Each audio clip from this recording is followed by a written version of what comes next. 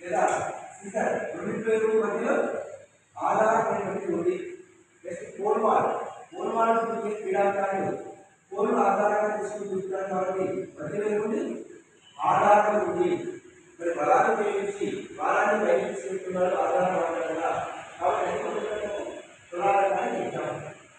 Next మయూరాసనం అన్నప్పుడు కూడా చేతులు మీదుగా శరీరాన్ని గాలిలో ఉంచుతున్నారు కాబట్టి చేతులు ఆధారంగా తీసుకుంటున్నారు కాబట్టి అది మొదటి తులాదానికి ఎగ్జాంపుల్ గుర్తుపెట్టుకోవాలి. నెక్స్ట్ బీసీకి పొజిషన్ తలను పైకెత్తుకొని మరి యాక్సిస్ అక్రాస్ జాయింట్ ఉపయోగించి తలను పైకెత్తడం జరుగుతుంది అని గుర్తుంచుకోవాలి.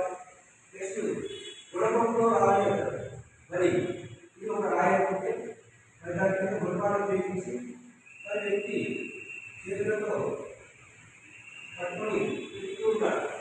ఇక్కడ వారిని మరి ఇక్కడ బలం ఉపయోగించాడు. దాని ఎకరానికి మధ్యలో బృహం ఎలా ఉపయోగపడుతుంది? ఆధారం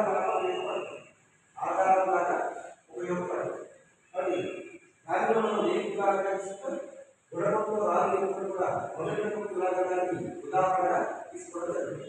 కాబట్టి ఆ ఉదాహరణను బేస్ చేసుకున్న క్వశ్చన్ రిపీటెడ్ అవుతుంది. లాస్ట్ చేసిన మళ్ళీ రాసిన గురించి అడిగి ఉన్నారు అనేది గుర్తుపెట్టుకుంటారు. కానీ గతంలో